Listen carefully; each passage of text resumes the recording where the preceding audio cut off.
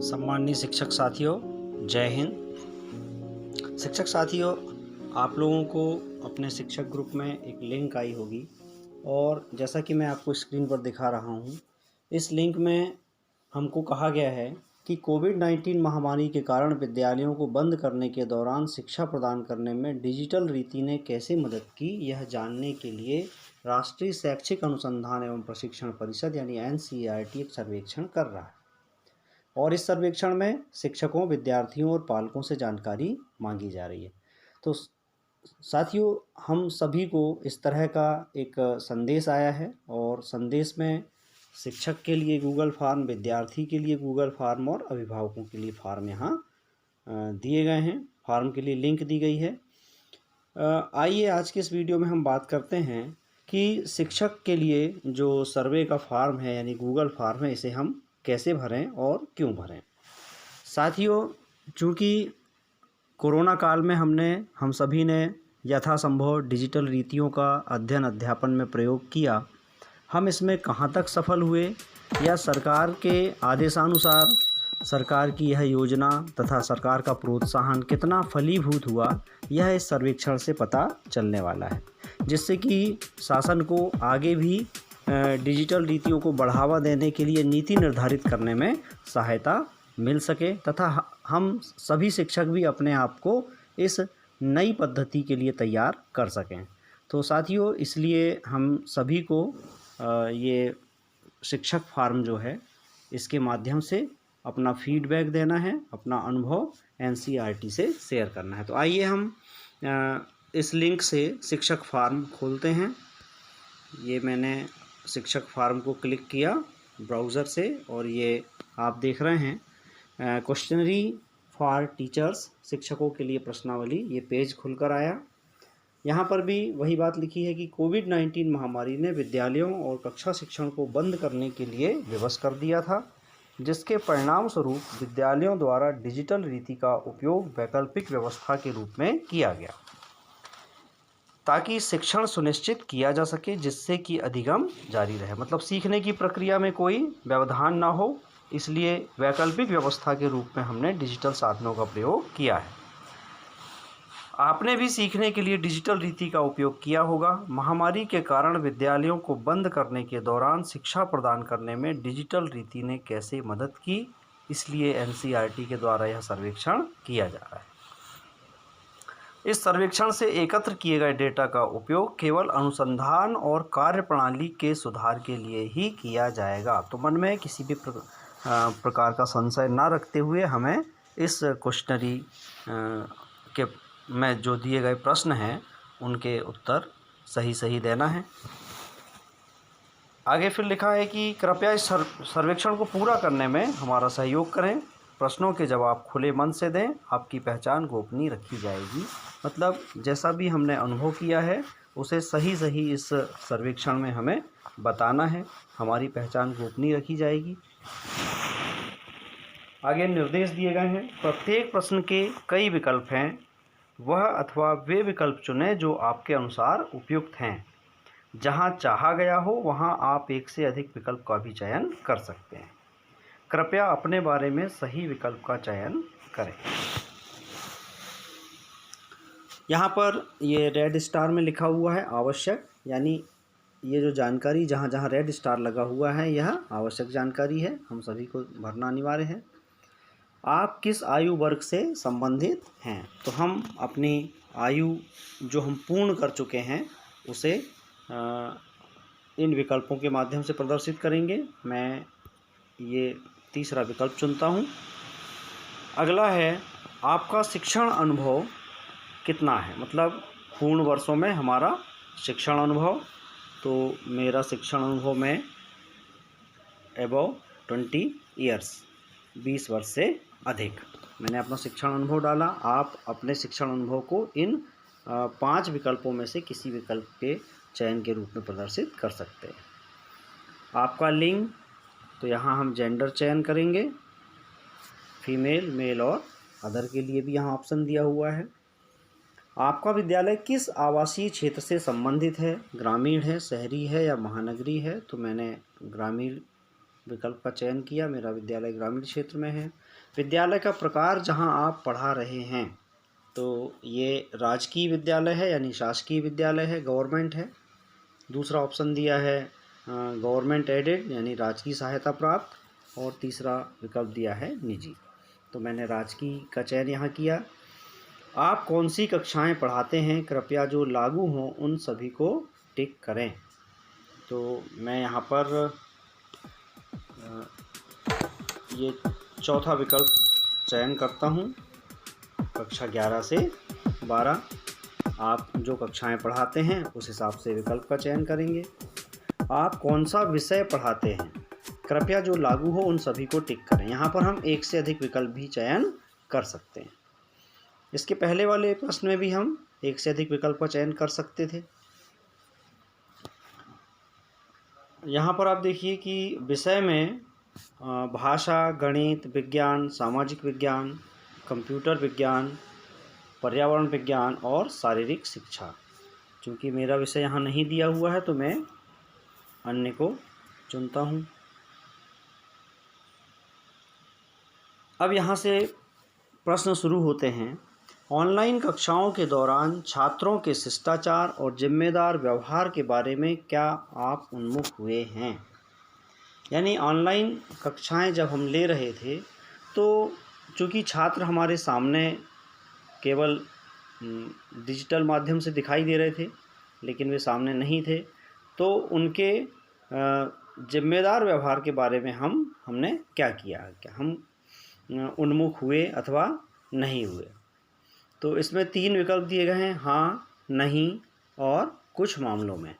तो मैं यहाँ पर कुछ मामलों में सेलेक्ट करता हूँ।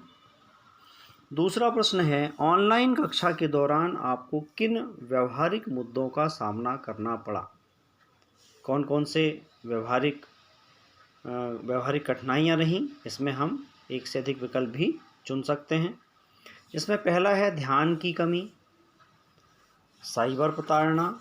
तो अनावश्यक चैटिंग ये हो जाती है कभी कभी, हमने महसूस किया है। ऑनलाइन कक्षाओं के दौरान पूछे गए प्रश्नों का जवाब नहीं देना, यह भी हमको देखने में आया। लॉगिन किया किंतु कक्षा में भाग नहीं लिया, यह समस्या भी मुझे देखने में आई है। तो मैं ये 3 समस्याओं को मैं यहाँ पर चुनता हूँ। तीसरा प्रश्न है, क्या आपने कभी छात्रों में निम्नलिखित मुद्दों में से किसी एक या अधिक का सामना किया है। क्या आपने कभी यहाँ पर जो कुछ मुद्दे दिए गए हैं, क्या आपने इनमें से किसी एक या अधिक का सामना किया। इसमें भी हम एक से अधिक विकल्प चुन सकते हैं। इंटरनेट की लत, दूसरा है खेलों की लत, डिजिटल डिवाइसेस और इंटरनेट का अत्यधिक उपयोग, इंटरनेट का दुरुपयोग। तो छात्रों में हमने किन समस्याओं का सामना किया है, हमने क्या देखा है। हमने देखा कि कुछ विद्यार्थी जो हैं वो डिजिटल डिवाइसेस और इंटरनेट का बहुत ज़्यादा उपयोग करते हैं, और बहुत ज़्यादा उपयोग जब करते हैं तो वे कई बार दुरुपयोग भी कर लेते हैं। तो मुझे ये 2 अनुभव हुए, तो मैंने इसमें विकल्प चयन किया है। ऑनलाइन शिक्षा पर आपके उन्मुखीकरण के संबंध में कौन सा या कौन से कथन सही हैं। इसमें हम एक से अधिक विकल्प चुन सकते हैं। इसमें पहला विकल्प है, विद्यालय, राज्य संगठन आदि के द्वारा प्रशिक्षण, कार्यशाला, ऑनलाइन पाठ्यक्रमों के माध्यम से उन्मुखीकरण। तो हमने कोरोना काल में ऑनलाइन प्रशिक्षण प्राप्त किए, कार्यशालाएं भी हुई, तो ये विकल्प मैं चयन करता हूँ। ऑनलाइन पाठ्यक्रमों, वेबिनारों, कार्यशालाओं में भाग लेकर विभिन्न स्रोतों का उपयोग कर स्व उन्मुखीकरण। हमने अपने स्वयं के उन्मुखीकरण के लिए भी प्रयास किया है। डिजिटल माध्यमों का हम पहले इतना प्रयोग नहीं करते थे, ना ही हम इतना ज़्यादा समझते थे, लेकिन हमने सीखा। दोस्तों, संबंधियों और परिचितों द्वारा उन्मुखीकरण, और उसके बाद है उन्मुखीकरण नहीं हुआ। तो साथियों, मैंने ये 2 विकल्पों का चयन किया जो मुझे उचित लगा और जो मैंने अनुभव किया। अगला प्रश्न है, ऑनलाइन डिजिटल शिक्षा पर अंतरण यानी स्विच करते समय आपको किन चुनौतियों का सामना करना पड़ता है? जब हम ऑनलाइन पढ़ाने जा रहे हैं तो हमारे सामने क्या-क्या समस्याएं या चुनौतियां होती हैं? तो इसमें भी हम एक से अधिक विकल्प का चयन कर सकते हैं। इसमें देखें कौन-कौन से विकल्प हैं। पहला है प्रशिक्षण का अभाव, अपर्याप्त प्रशिक्षण। साथियों, मुझे अपर्याप्त प्रशिक्षण ज़रूर लगता है, क्योंकि डिजिटल माध्यमों के उपयोग के लिए हम पहले से प्रिपेयर नहीं थे। प्रशिक्षण भी हुए, लेकिन इस संबंध में मुझे लगता है कि प्रशिक्षण अपर्याप्त हुए। फिर है डिजिटल प्रौद्योगिकी से अपरिचित, डिजिटल प्रौद्योगिकियों से अपरिचित। तो हम में से बहुत से साथी अपरिचित भी रहे हैं, वे अपना विकल्प चयन कर सकते हैं। डिवाइसेस या गैजेट्स की कमी, तो ये भी एक समस्या रही है। हमारे पास तो खैर ठीक है, लेकिन विद्यार्थियों के पास इस तरह के गैजेट्स की कमी रही है। उनके पास स्मार्टफोन नहीं रहे हैं तो उनको बहुत कम समय के लिए मिल पाते हैं, कई बार मिल भी नहीं पाते हैं। विद्यालय से संबलन का अभाव, आत्मविश्वास की कमी, ये भी एक विकल्प है।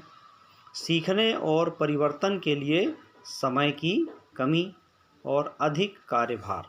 तो मुझे लगता है कि ये 2 समस्याएं मैंने जो महसूस किया, इसको मैंने सेलेक्ट किया है। आप अपने हिसाब से इसमें विकल्पों का चयन कर सकते हैं। साथियों, अब चलते हैं 6वें प्रश्न पर। 6वें प्रश्न में दिया है, ऑनलाइन डिजिटल शिक्षा के दौरान आप कौन सी कठिनाइयों का सामना करते हैं? तो डिजिटल शिक्षण के दौरान आने वाली कठिनाइयों को हम इनमें से चुनेंगे। इसमें एक से अधिक विकल्पों का चयन हम कर सकते हैं, जिसमें पहला है किसी कठिनाई का सामना नहीं, तो ये तो असंभव है। बिजली कटौती, शिक्षकों के पास डिवाइस की कमी, छात्रों के पास डिवाइस की कमी।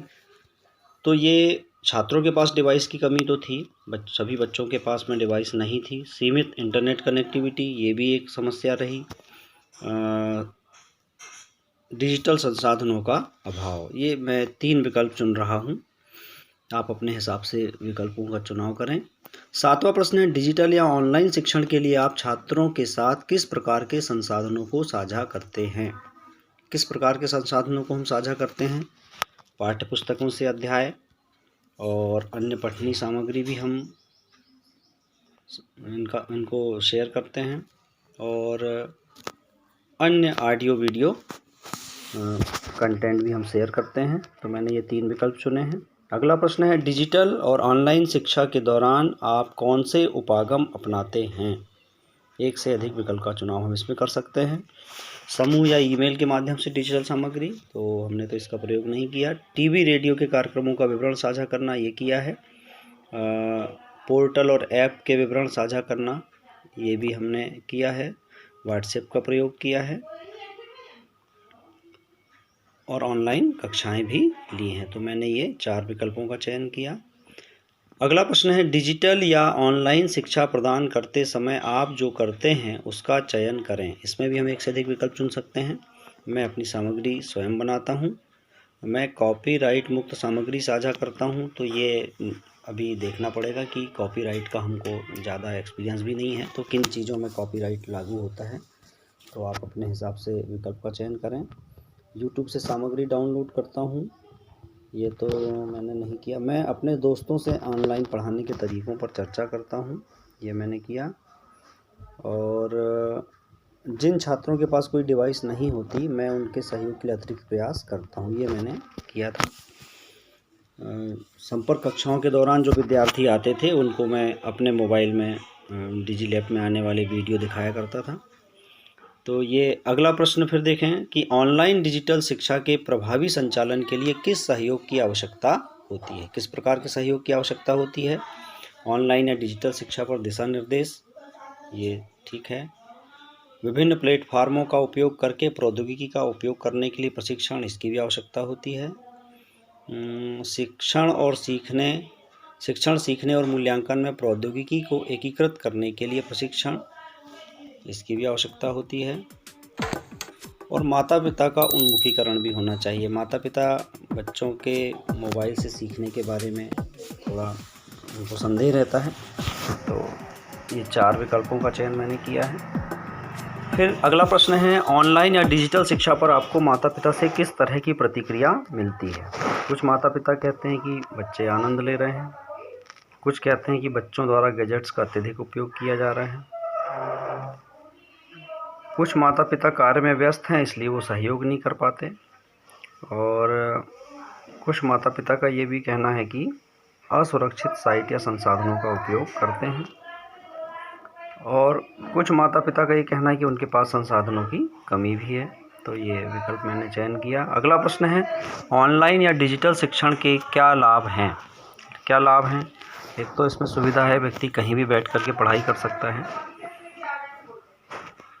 इसमें तत्काल प्रतिक्रिया भी हम दे सकते हैं,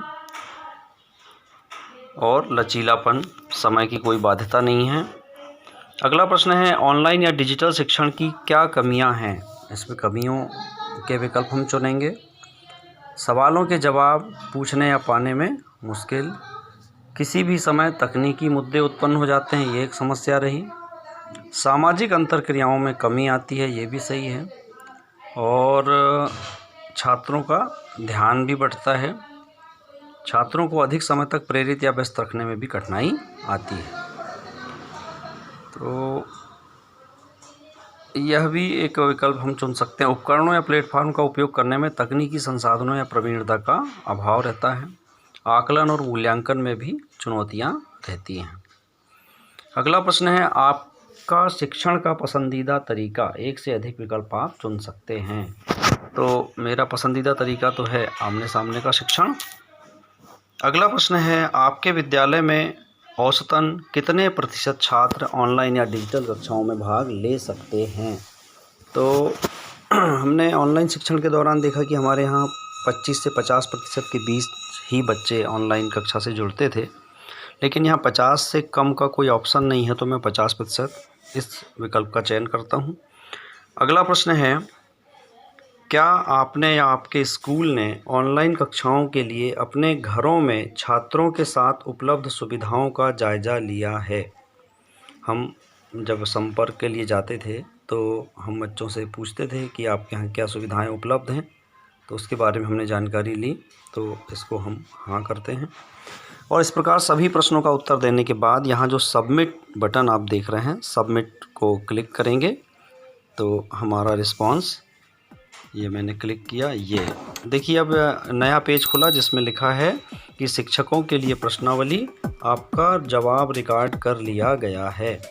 तो शिक्षक साथियों, इस प्रकार हमने एनसीईआरटी द्वारा जो ऑनलाइन सर्वे किया जा रहा है डिजिटल रीति से अध्ययन अध्यापन के बारे में, इसमें अपना रिस्पांस भेजा है। तो मेरा आप सभी से आग्रह है कि आप भी अवश्य ही अपना अनुभव इस सर्वे के माध्यम से एनसीईआरटी से शेयर करें, ताकि सरकार को या एनसीईआरटी को नई शिक्षण नीति बनाने में या अपनी योजनाएं बनाने में सहायता मिले। आज का वीडियो पूरा देखने के लिए धन्यवाद। जय हिंद, वंदे मातरम।